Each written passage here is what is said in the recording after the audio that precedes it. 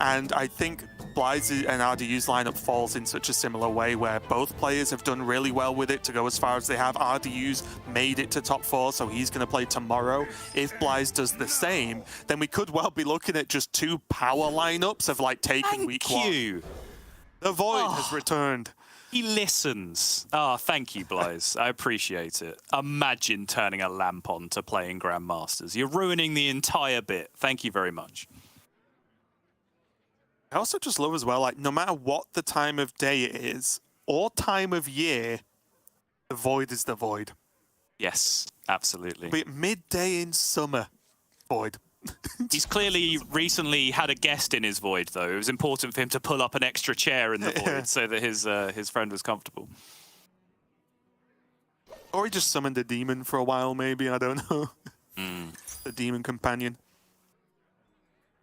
Love this. Studies on 1. This is very smart studies on 1. Again, it's exactly one of those decisions that I'm talking about. The reason you studies on 1 there is because all of the other cards in your hand are going to be played over the next turn or 2. So by playing studies 1 turn earlier, he guarantees that in this case, that middle spectral site will then slide over to be outcast again on the left-hand side, because you know you're guaranteed to be discovering an outcast card. Whereas if you played Quest first and then played the Illidari studies a turn later, it would then be 1 card further away from being outcast on the left-hand side and could potentially get blocked. That's a high-level decision. It requires some thinking. Blaze does it in 0.5 seconds. Yeah. And now look at all of the card draw available. Already just insane. Scapissa and Sigil coming down here, which means he will be absolutely running through this quest. Turn 3 quest tick and a turn 4 quest tick, almost guaranteed here at this point.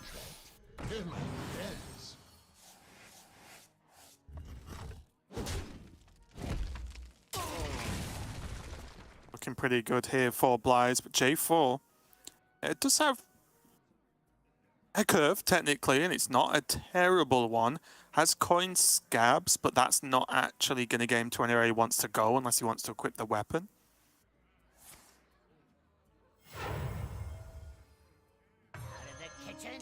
He is just going to go for it here, though. It is just tempo, right? And it's what you want. Yeah, it's the most tempo he can possibly gain in this situation, so I certainly respect it. Allows him to play an SI card nice and cheap, which makes sense when he has Informant and Assassin in his hand right now.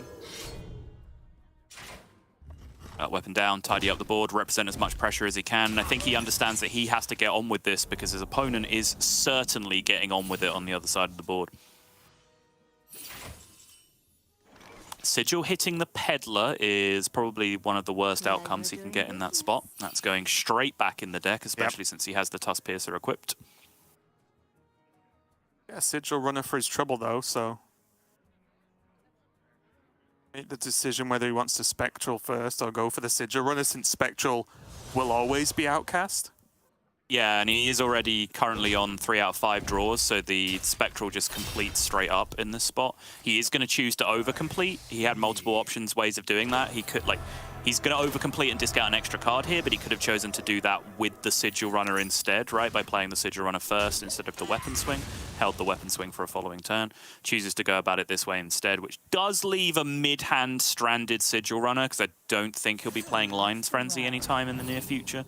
But still, good efficiency in terms of quest completion.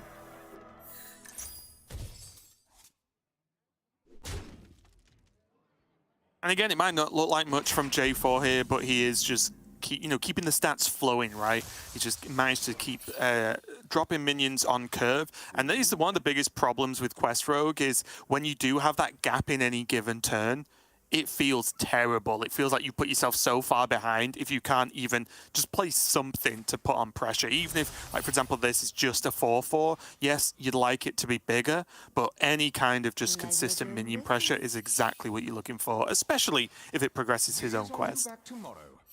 Brute draw on a Soul Fragment turn, by the way, is a very big deal here. He is currently stuck in that loop where He's drawing cards at the rate of 1 card per mana, which is generally the way Demon Hunter card draw works. Spectral Sight 2 for 2, Need for Greed 3 for 3, Crimson Sigil Runner 1 for 1, for example. So when you're running out of mana to play a Brute, it's kind of hard to make up that deficit in a lot of positions. But started off promising, at least, with the Soul Fragment draw into the Brute, but he is just going to take a Lion's Frenzy turn to clear up the 4/4, which I like here as well. Unlocks that Sigil Runner on the other side for 0, which is really nice alongside the Kurtrus. Yeah, really big pickup here for J4 as well. The Swindle, one of the cards, like, again, you think always of the SI cards when you think of this Quest Rogue, but the card draw itself, if you do not hit card draw, it's incredibly difficult to win any game where you don't just high roll and steamroll the early game, right? Right. Because you need to keep the pressure going, or at least get to enough SI cards played that you proc the end point of the quest and get scabs, even if that involves using Shadow Steps on low-powered SI cards.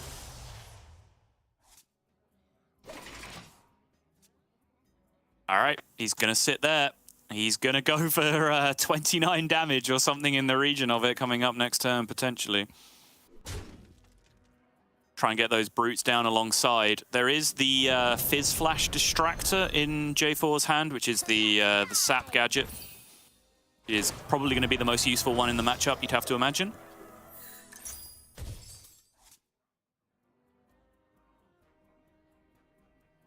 Target eliminated. Yeah, being able to just bounce Brutes is huge. Also, this damage is just starting to come together, right? The Wicked Stab's in there as well. And it's something that the Wicked Stab wasn't always played in Quest Rogue, but you do realize just how much extra damage you can push with it when you're in these kind of situations. Now, Blyze going up to 11 with the help of that fragment. Still looking scary, but this is so much card draw. Oh. It is, yeah. Still fragments to come as well. I believe there's one more. I believe there's 0 more left at this point. There we go. Soulshear can throw some more in, and there is that Razorglaive Sentinel, and now Blyze is absolutely off to the races. Doesn't get the Acrobatics aura, of course, remember, because that was essentially used on one of the Soul Fragments in that position. It's one of the unfortunate interactions you can get with Acrobatics. But he is very much away here.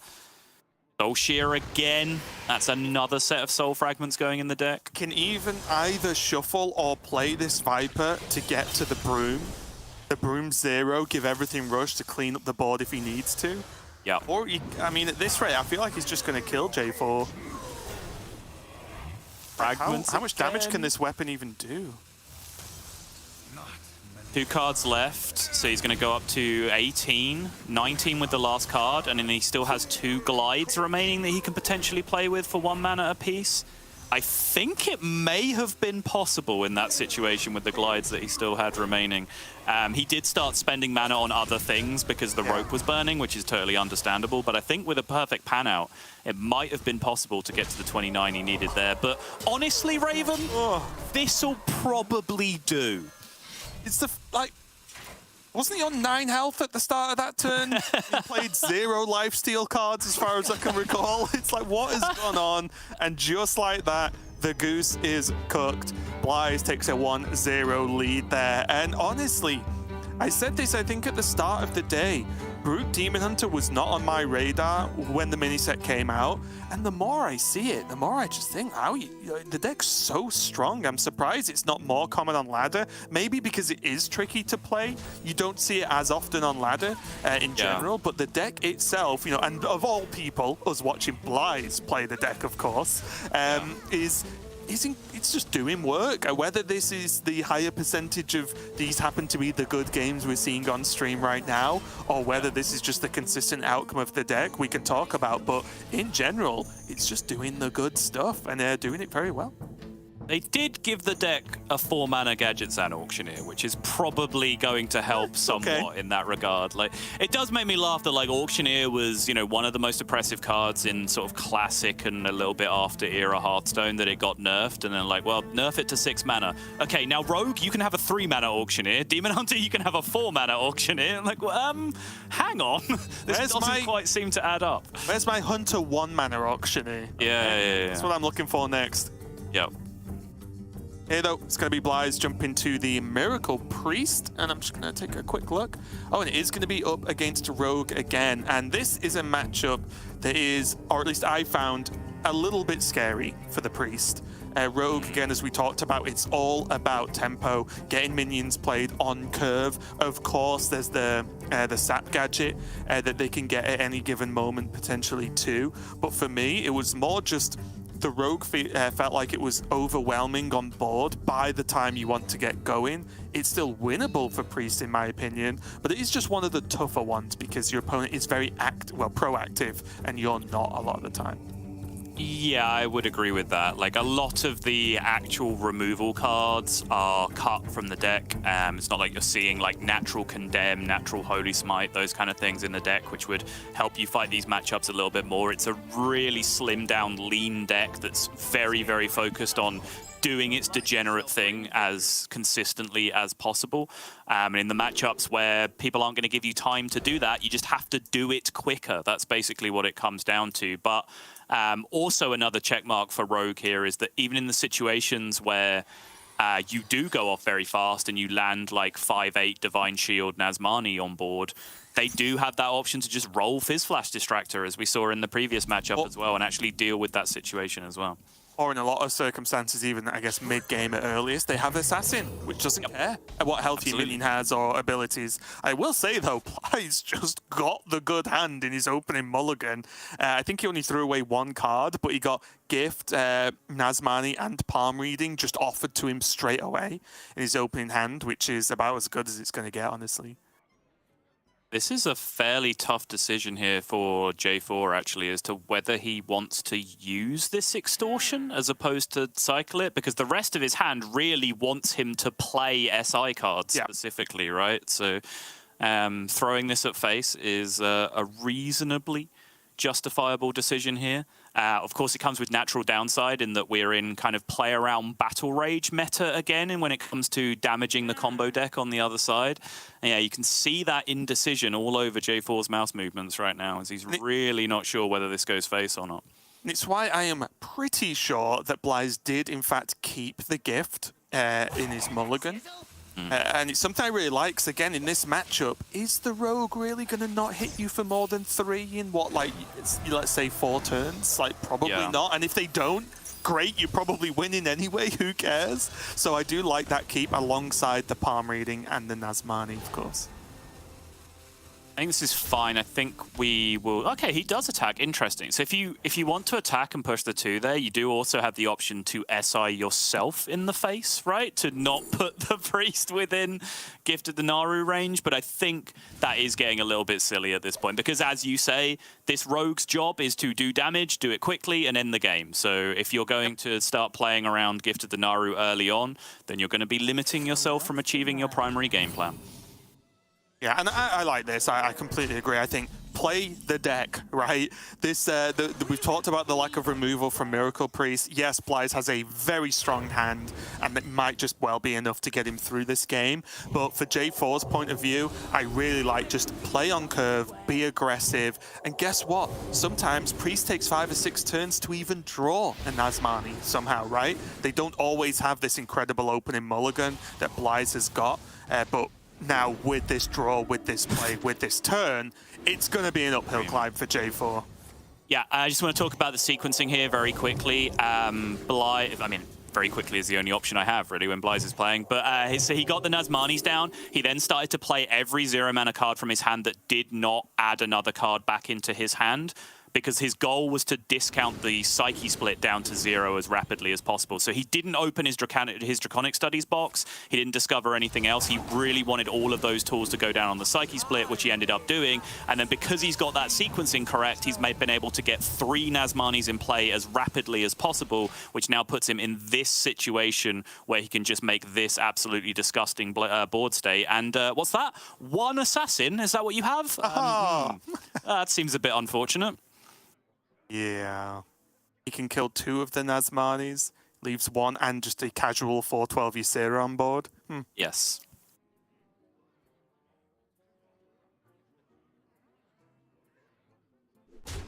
Rough. And that was honestly one of the best openings and best turns I've seen from Miracle Priest for a while. everything just fit together. All right, it's killing the 412. I don't hate this decision. You know the majority of the content of your opponent's hands, and if it all gets discounted to 0 and played this turn, okay, fine, sure. But a 12 health minion in play that can just get immediately blessed and be threatening lethal straight away might just end up being a little bit more scary.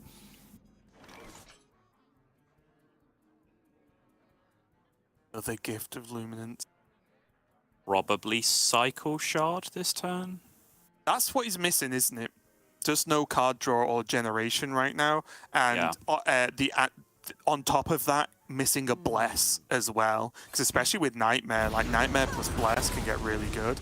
Just going to start with these Zero Awakens instead. Okay. Clear the board, remove the shields off his own minions. But again, he's seen so much removal from J4 already in this early game state. He's probably feeling like at least the big Nazmani is going to be safe.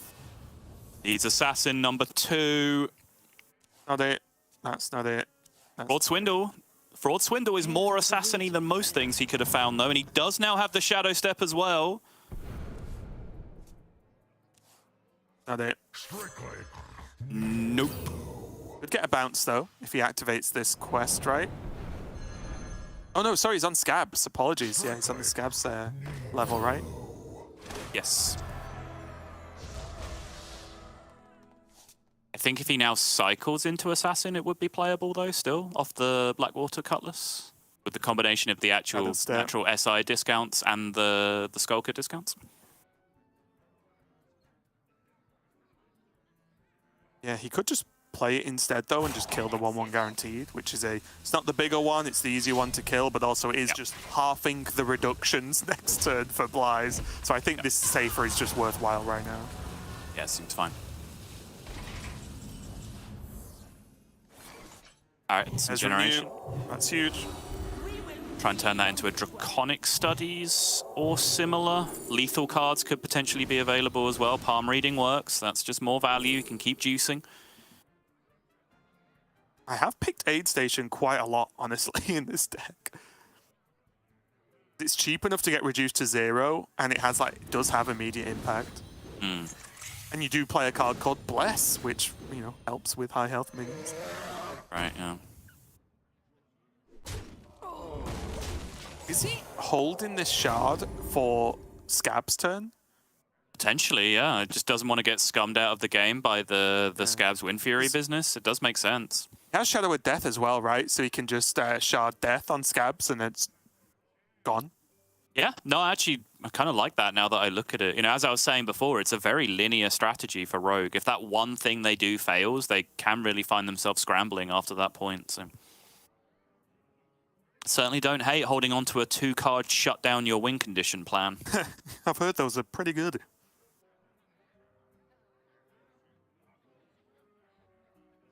Look at the health. There's just...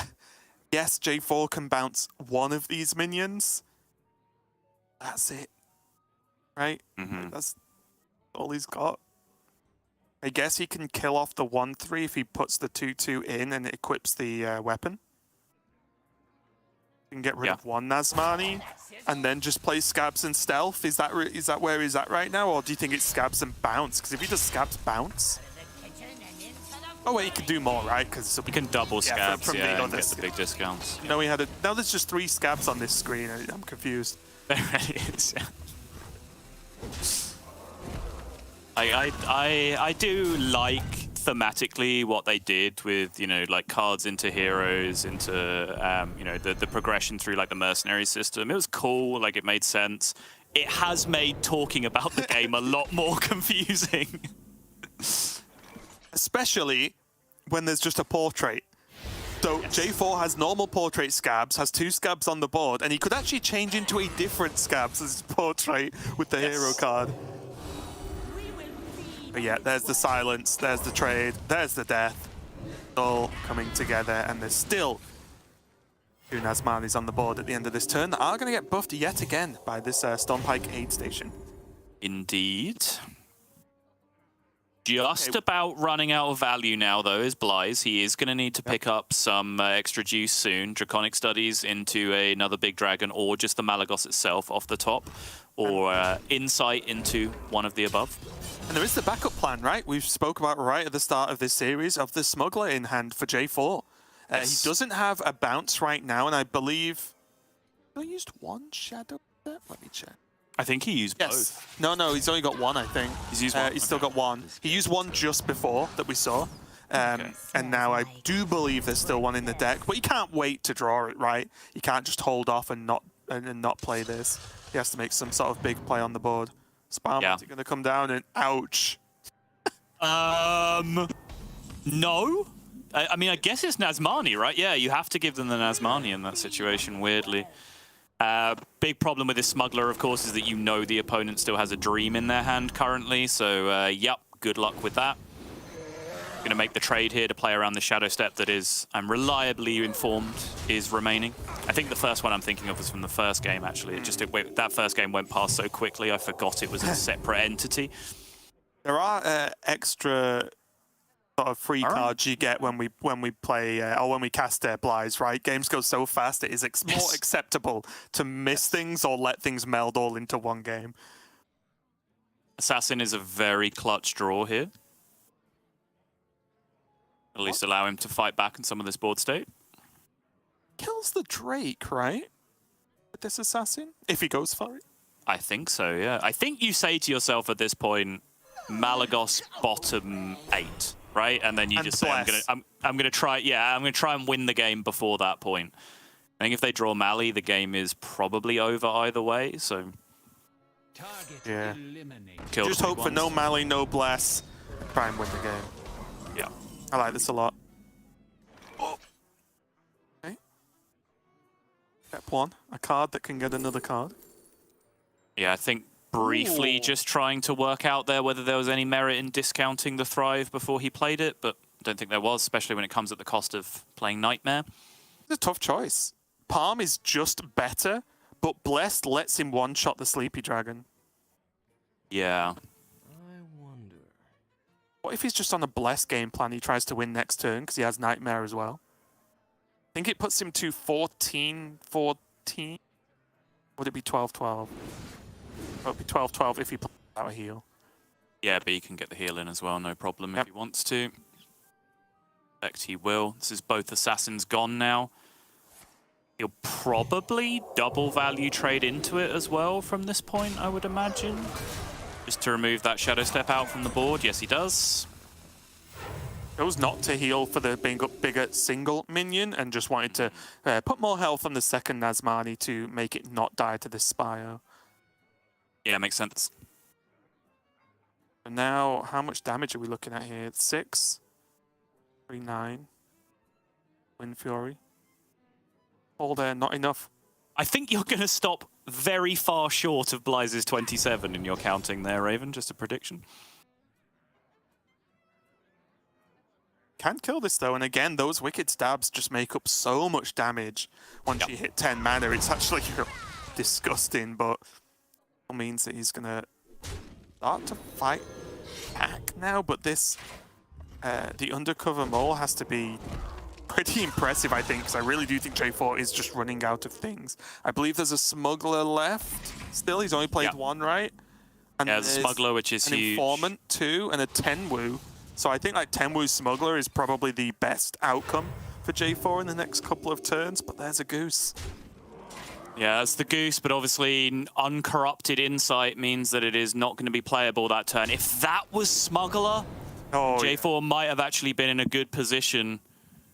Luminous Geode is not quite going to get the job done in the randomly generated 10-drop wood this turn. Yep, 2 mana, 1/4. After a friendly minion is healed, give it +2 attack, if anyone doesn't know what that does.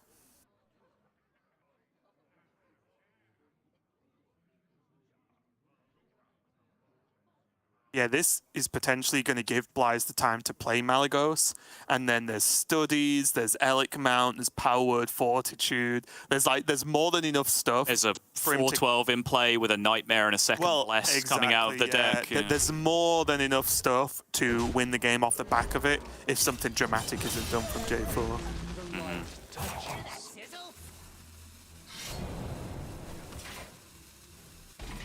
At this point, I was actually a little bit surprised not to see the Battle Master.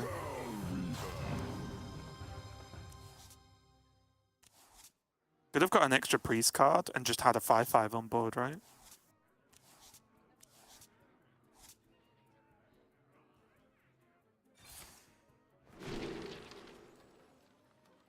Yeah.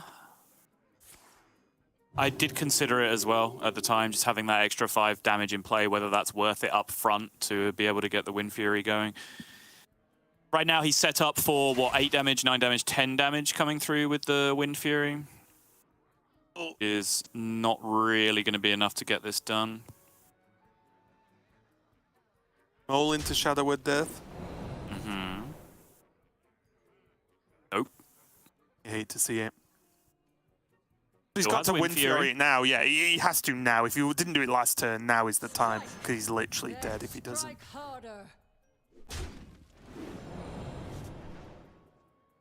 Tyrella just keeps hitting healing synergy cards in Rogue. That is looking like it's going to be it. Yeah, and J4 knows that BlyzE needs minimal extra damage to do this because he knows Nightmare's in hand, right? Yeah, and there's 2 cards remaining in his deck at the end of this after the draw, and one of them has to be Bless. Like, there's just no way.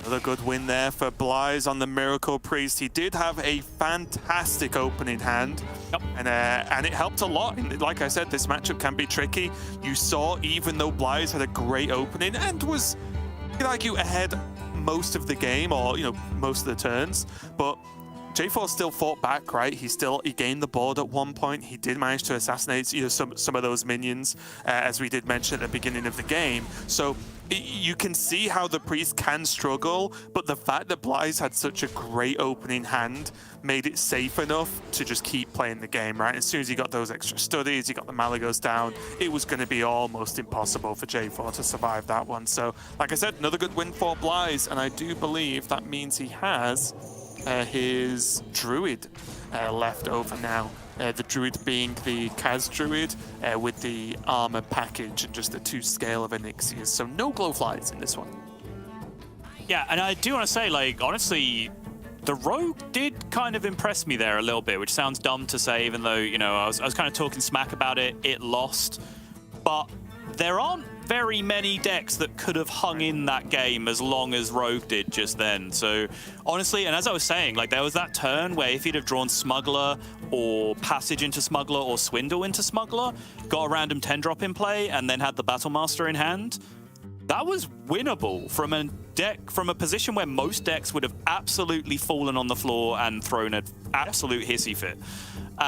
So Rogue certainly showed me something a little bit, gave me something to think about in terms of my assessment of the deck, but the scoreboard shows that BlyzE picked up the win over Quest Rogue in that one, and as you said, now moves on to this Kazakusan Druid, which is, like, BlyzE is playing 3 very BlyzE decks in this series when you actually break it down. Like, the style of just, all right, I'm going to do my thing and basically ignore everything that you're doing and just kill you as rapidly as possible, right? Like, Brute Demon Hunter, Miracle Priest, and Kaz Druid are 3 things that just kind of fit the MO of what BlyzE likes to do in Hearthstone down to a T. And his other deck is Weapon Rogue, by the way, which is... Yes, just do it and win. It's not hard. Like that, you could sum up all the decks very easily like that. Yeah.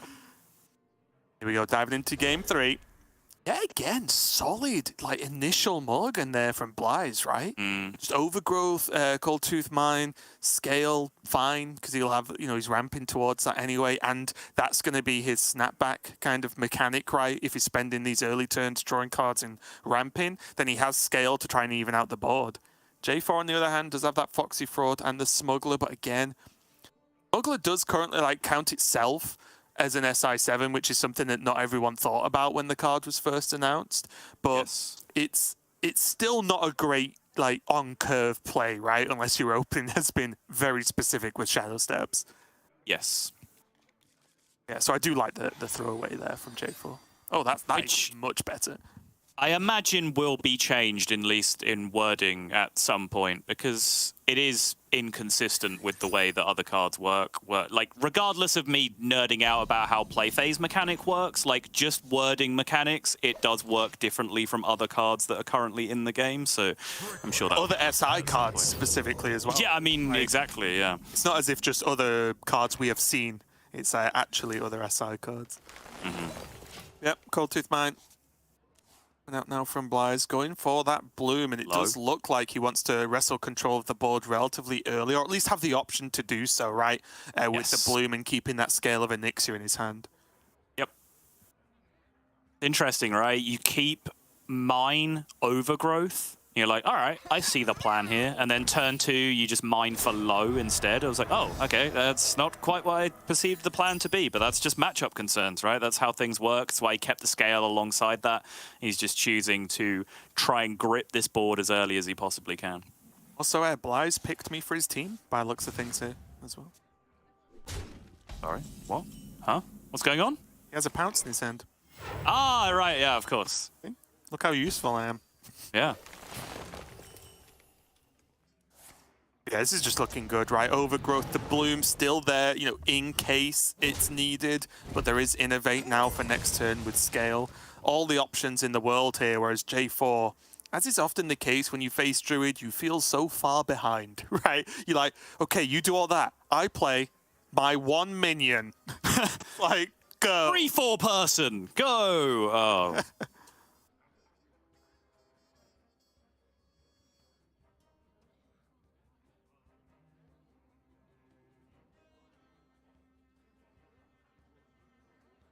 Small informant now versus medium informant later is probably the consideration this turn. Like, there is a very genuine SI yourself in the face turn this turn, right? Where you just go shoot yourself in the face and then play one of your 3-drops and then play a much bigger informant next turn because of it. But in the end, he just decides to go for the 5/5 right now, which makes sense.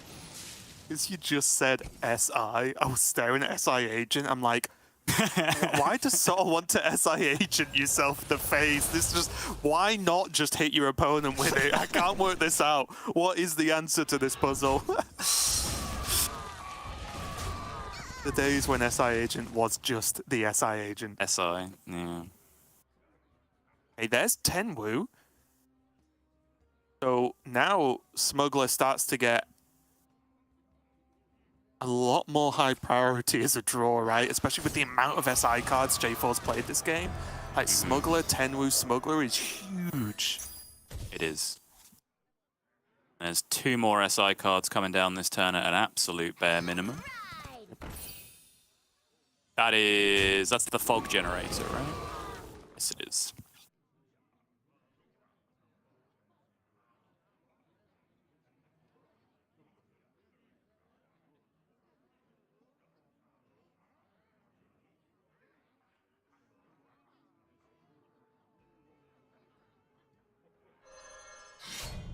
Euroblade coming down. Yeah. It's about as good a response as J4 could probably hope to have against that situation, right? It's very rare that Rogue can do that much from hand, particularly when one of the operatives has already been played in this situation. So he isn't just dead to that early scale of Onyxia, which means something's gone right, because in a lot of times you are just dead at that point. Oh, I need some juice. This is just one of those quest rogue hands, Raven. Like, yes, this hand does some theoretically cool things, but it needs so many other cards to support it, and he's just not finding the card draw right now. That's not even really a criticism I have of the deck, right? Like, double swindle, some tradables, and secret passage, that should be enough card draw for a deck to function on. It's just sometimes you just don't hit the stuff. It's the Libram Paladin situation, isn't it? Like, the deck is good most of the time when, you know, you get to do your good curve a lot of the time, but the times when you can't due to whatever reason, you feel it, like, a lot. does get scabs though, so even if he doesn't really get any juice next turn from the deck, he is going to have a decent turn with just scabs and two of the gadgets. You're going to 10 with the scabs here? He really? Okay. Just 10 with that, replay it. Makes sense. Okay. Fair enough. Wondering whether he had an elaborate master plan for the scabs again. Like, this is the straightforward play. It's the obvious one. It's the most tempo. Gets an extra SI card played for in case he draws a smuggler in the near future, but he's going to be very much on plan A Spymaster scabs here, I'm sure. Yeah, now there's Luna, Best in Shell, and is that Bloom Arbor is available, I believe, if I can count basic numbers. Yep. Big play on the board now. And yes, as always with the scabs turn, one can be bounced, but one is not full. Oh, passage as well for the follow-up is so nice. Digging him towards one of those smugglers, one of those assassins that he might just need to clutch out the game from this point.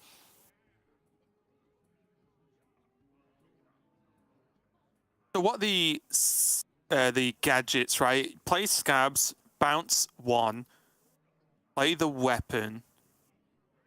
The trades is so awful. Yeah. You can play scabs, bounce one, use the +2 attack buff on one of the minions that attacks. Like, that makes the trades ideal, but still isn't very good. Yeah, I think J4 is coming to the same conclusion we are. Yeah, I was going to say... The scabs line just doesn't really add up the more you look at it. Window now! Anna's just running out, though. Really anything going on in this hand. You're just going to go Informant Wicked Stab instead. It is massive, to be fair. A 9, oh, it's a 10-10. I was going to say 9-9. Okay. Sure.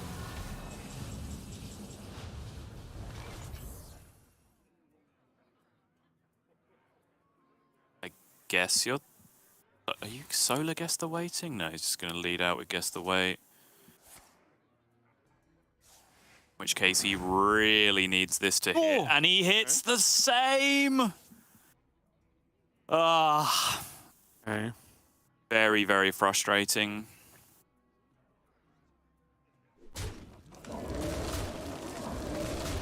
All trades into the 10-10.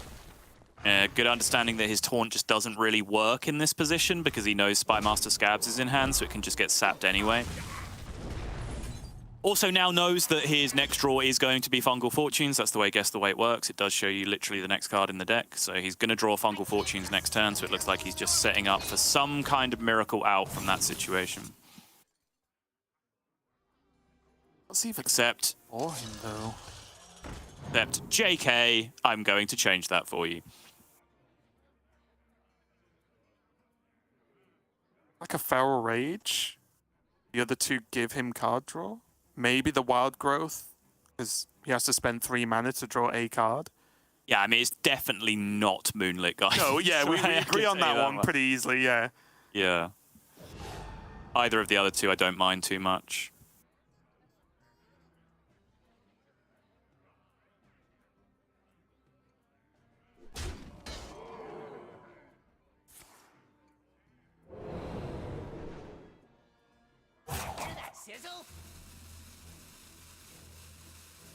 And I'm going to go with Mole as the finisher.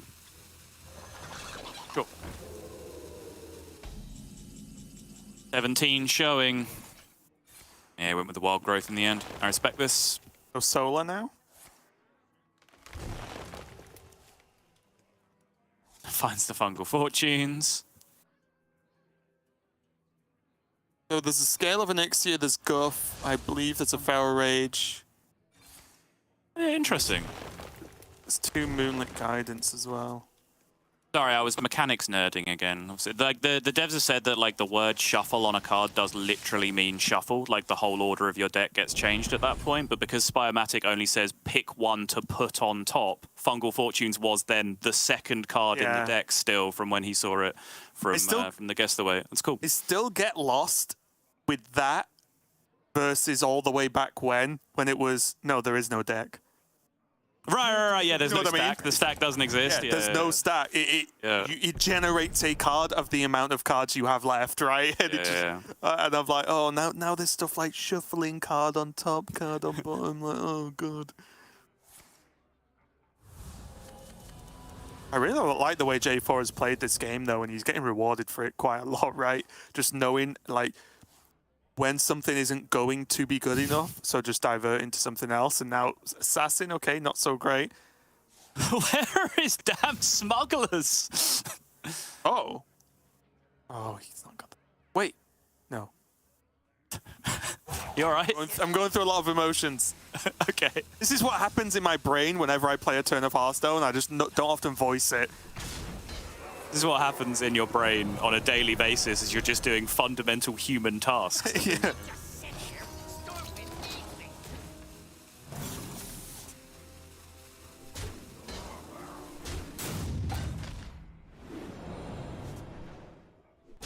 Target eliminated. There's a lot of value in J4's hand, even so much that he's just playing an assassin out. Yeah. Gets the stealth down once again, and Blyze has to... I'll be honest, I don't even know what Blyze can do based on what the rest of his deck is.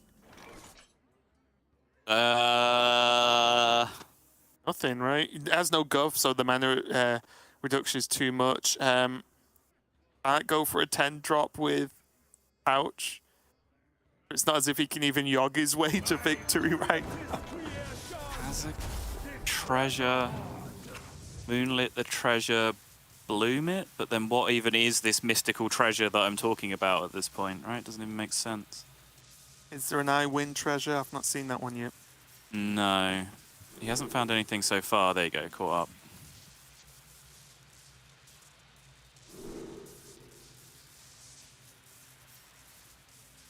Necrotic poison is viable, but you need what? much bigger solutions than that. All right, fine. If you just wanted to do things, Blyze, then I guess that's fine. You win this round, or do you? Because actually J4 won this round. So it goes to a 2-1 score now. J4 getting a win with his Quest Rogue. And again, look, the Quest Rogue, I know you're not a fan, but it has looked okay, and I think J4 has piloted it very well, which always helps, you know, if you can actually play the deck. And I think he did a good job. He had to face down the huge Scale of Onyxia turn, which was a big deal. This board wasn't exactly, or shouldn't have been exactly easy to beat, but really the big problem for Blyze is he played one of the very rare Druid games right now where you don't hit Guff and you don't hit Kaz, right? Yeah. Those two things happening together in one game feel very rare at the moment. Which, in the interest of balance, he did somewhat subscribe himself to on turn 2, right? When he chose to mine for low, so he got the bloom to go into the Scale of Onyxia. Obviously, he just could have picked up the Kazakhstan straight away there instead.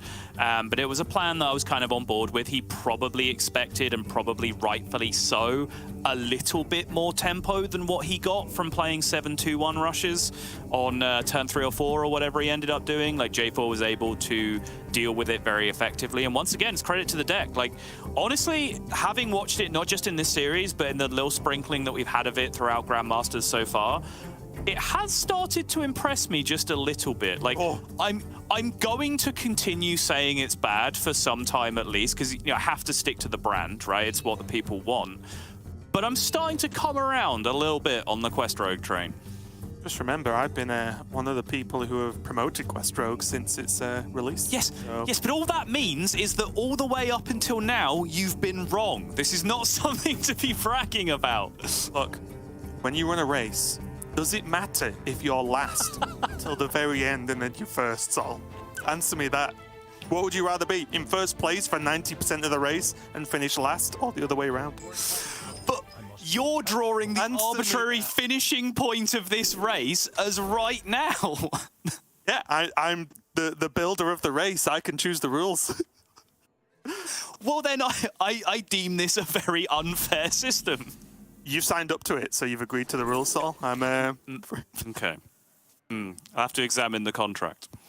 Yep. There's a lot of small print. But moving on now as we get back in game, it's going to be J4 on the Miracle Priest this time, and Blyze's job to try and keep it contained, not let these huge minions run away with the game if J4 can get to them.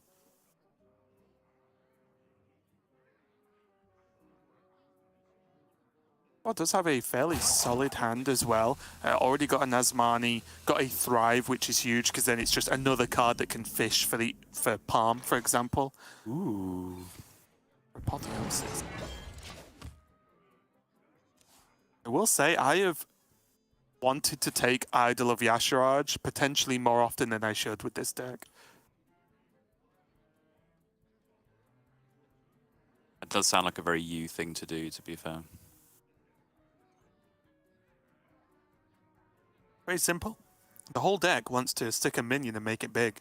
Yeah. Why not just make a big minion from the start? Makes sense. You just saw Fury doing it in the Masters Tour, right? With Mizaki Mage into Deck of Lunacy, Idol of Yasharaj, 10-10 Mizaki, win the game. There you go. It's just logical if you think about it. Yep. Again, one thing I'll be very interested in, maybe the hand doesn't really support it right now, but if J4 ever decides to just play the Nazmani out next turn. Delicious, delicious overgrowth. Maybe that Nazmani looks less and less likely now. Yeah, he is only going into, what, a 4-mana turn here? I mean, we can see that Blyze does have Lunar Moon touched kind of things going on that he will be able to deal with one minion if it does come down. Yep. And the palm reading off the top just negates the whole question, really, doesn't it? You always palm reading if that's offered that turn. So yeah, I would have just liked to have seen it though, right? If it just wasn't palm reading, what would have happened there? Is he going to go low or is he going to go high? He's capturing for high for sure this time, yeah. Ooh, Pounce, pounce, pounce. Yep. Yes. Blyze clearly Raven's biggest fan. And who's the cool one in the group now? Yeah. See, now I've figured it out. Like, Blyze is the guy in the friend group. Like, we really like Blyze, but he's inexplicably friends with you and will defend you to the death, and that's why you keep showing up. Like, we want Blyze to hang around, so we have to put up with you. I've figured it out. Fine by me. If it works, it works.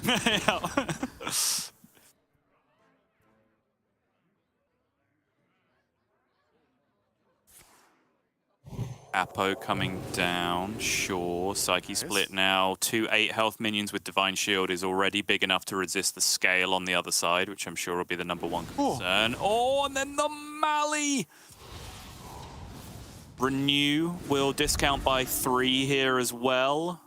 1 off. And then anything that ends up playable? Oh, so close. Okay. Yeah, he could have got the Malagos that turn, which would... Yeah, unlucky that he wasn't offered like 0, 1, 2 mana options from the Renew, because then there's a good chance that the Renew would have then discounted that discovered card down to 0 itself, which would have then subsequently got the Mally. The Lunas plus Scale, I imagine this turn, are going to help Blyze deal with some of this board. Maybe he wants to even hold the second Luna if it doesn't actually make the numbers add up, right? It's something to consider. You don't always want to just spam damage if it doesn't actually make trades any better. Yeah, agreed. I don't think it changes the math significantly enough, so you just do triple trade into this one, double trade into the one on the right, and then probably just take the Divine Shield and call it a day. Oh, all right. Fine, be like that. It's kind of okay, right? Because outside of exactly Devour right now, that's in the deck, not generated, there's... These minions probably won't be traded into, which means Blyze has more things to do with it next turn, right? As opposed to just throwing them away now. It means J4 always hits him in the face next turn, as opposed to maybe he makes a trade. Fortitude goes from a terrible draw at the start of the turn to the best draw now that he's pairing it with the Mali, gets to play it out for 0, start chaining together some other discounts. I'm sure the Bless will come down here, pushing 14 if need be. A little bit unfortunate he didn't actually hit anything to hit 0 cost. But then, never mind, there's just the concede. Blyze has had enough, and has been historically known for just saying nope in certain games, right? And just saying, right, I've had enough, like either way. It's like, I'm going to make this play. If it doesn't work, I know I'm going to lose eventually, so I'll just quit it out now. So it does mean the series up to 2-2. Yeah, I mean, it's just correct in that situation, right? Like, you can argue you should stick in because something might happen, but there's nothing that's gonna happen there. You needed to be able to play Kazakhstan, right? That was the win condition. So as soon as a 16-16 appears on the board, which then attacks him in the face, he knows he can't play Kazakhstan anymore. Therefore, he can't win the game. Like, that has to happen. He has to be able to tempo Kaz on that turn, and then next turn maybe he can top deck Wand or whatever it is that he needs from that position to win the game. But all roads to victory start with playing Kaz on that next turn. So almost the moment Mali came down, he could concede, but that's not even really an early concede because he waited for the thing that literally ends the game, which is a 16-16 being in play, you know? So, yeah, it's fine. It's one of the things I'm cool with it. It's one of the things that keeps Kaz in check to an extent, right? Is the fact that it is 8 mana do nothing. Yeah. And then that we've seen that in the past where those cards are actually quite difficult to play. And it's why Kaz isn't in every single deck, right? Because it's got to be in the deck that can support it. But swiftly moving on, J4 finally has his Mizaki Mage left. And this deck has been getting some work done over in Europe, hasn't it, Sol? We've seen not only Fury work wonders in the Masters Tour, but Frenetic get a good win with it. Fury gets some work done with it. So again, even though it's arguably, you know, a fringe or like a top tier 2 deck, this week it's been getting done. Yeah, agreed. It's a very, very powerful deck, particularly in the hands of experienced players, and particularly when you get the natural plus 100% buff for Incanter's Flow being in your opening hand, as long as you stay on my good side, of course, which J4 obviously is. One keeping the flow. Blyze will see that one keep and probably go, okay, well, that's a flow, so this is going to make this life a little bit more difficult here. And once again, moderate opening hand that can turn into a fairly good one for Blyze in this position. Okay.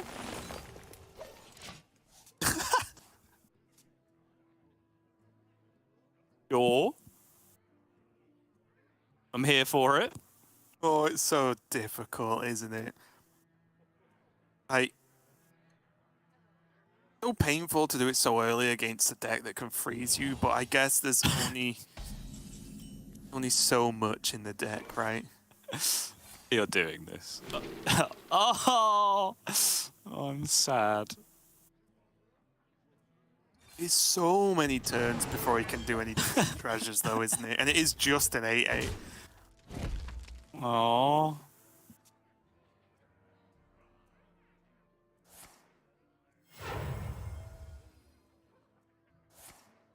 Yeah, coin flow coming out from the other side. And I think, like, to be fair for Blyze, like, memes aside, this is probably sensible.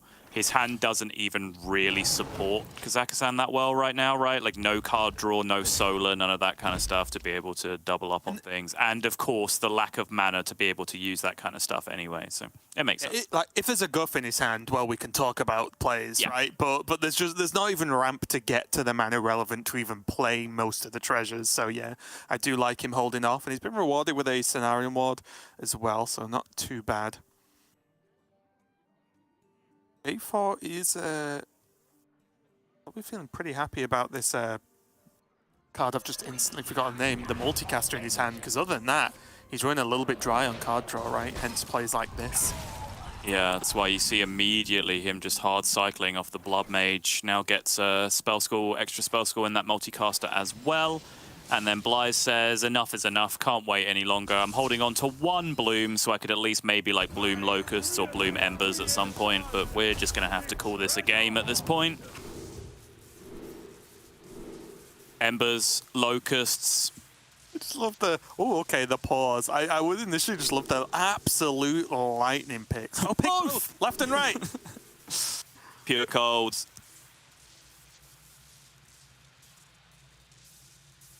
I'm very surprised that some of those took more than a microsecond for xBlyzes to decide on, to be honest.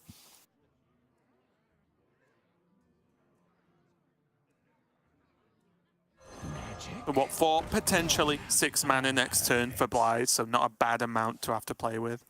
Mm-hmm. And also As a Moon-touched Armlet and a Cenarian Ward as well. If it actually comes down to a race scenario, he's in pretty good spot for both directions, both armor gain and damage.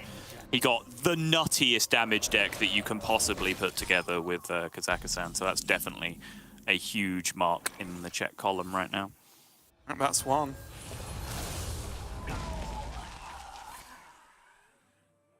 Gonna use this to clear up. Gain the armor. He's just pushing. All right, this makes sense. I mean, if his deck does damage now, it does damage, doesn't it? Who cares about a 3/4? Let it trade. Absolutely. And here, like, weirdly enough, this doesn't look like a deck that's been flowed, does it? No. I know it literally does because you can see the mana reduction on some of the cards, but it doesn't feel like it's at the power level, probably just because those 2 siphons are still at full cost from being in the opening hand, right?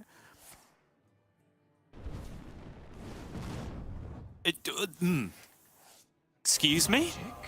Ignite hits minions? Today I learned.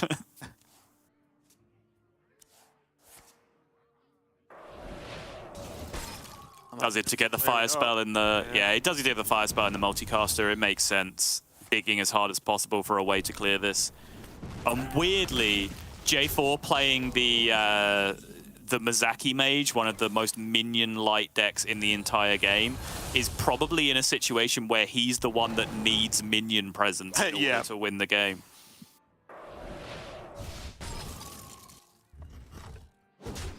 Now there is actually going to be Bloom Embers available for next turn. Only 1 minion on the board for Jay. Well, he's just praying because he knows it's possible. He knows it's very possible that he is in kill range here from a Mizaki hand. He just wants to see non-Mizaki things happening, and they are starting to happen. Yeah, double intellect. Once one more mana is spent here, he is going to know he's safe.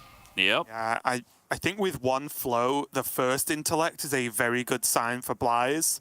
Yeah. And then the second intellect, of course, yes, there could be the mana biscuit, etc. But I think with no siphons being played yet, just 1 flow, you're safe almost as soon as that first spell is cast, I feel like. So J4 doesn't really have much way of puzzling this out, but he needs like primordial studies into a second minion at this point to be able to resist this Embers coming down. Or do the exact opposite. Oh, okay. Yeah, I'll counter spell, right? Sure. Yeah, no, that's very fair. Yeah. Keeping it simple for xBlyzes. It did look a little bit dicey, especially after such a strong start from xBlyzes so far in this series. J4 did fight back, but it just wasn't quite enough with xBlyzes finally getting the goods on his Druid. The deck I feel like we've seen the most struggle with out of this lineup, right? Because Druid, just as much as it can snap a win out of anywhere against a hard matchup, it can also whiff just a little bit, although we don't see it often. But yeah, does mean xBlyzes goes through to the top 4. Again, really good effort from J4 there, I think, overall, and you know, got close to doing enough. I just really enjoy watching the physical pain on xBlyzes' face as he's been asked to not immediately Alt F4 for connection to the broadcasting software at the exact moment he wins. So he just sat there like, come on, is this long enough? Is this long enough? All right, goodbye. Someone's probably told him, like, count to 30. And then, and he's like, 1, 2, 3, 4, 5, 6, 7, 8. No. But yeah, really good game from xBlyzes. His discipline really helped him out there, right? Like holding on to the 1 bloom and doing it 2 turns later, very demonstrably won the game for him, right? Because he then had the ability to bloom out the Embers at the end, having found the stacked deck that he got. How stacked his deck was didn't even really end up mattering that much, right? Because there was still 2 entire copies of Locust in there that he didn't draw. I guess you could say the fact that because he got every single burst damage win condition card, he had redundancy in terms of which ones he could draw.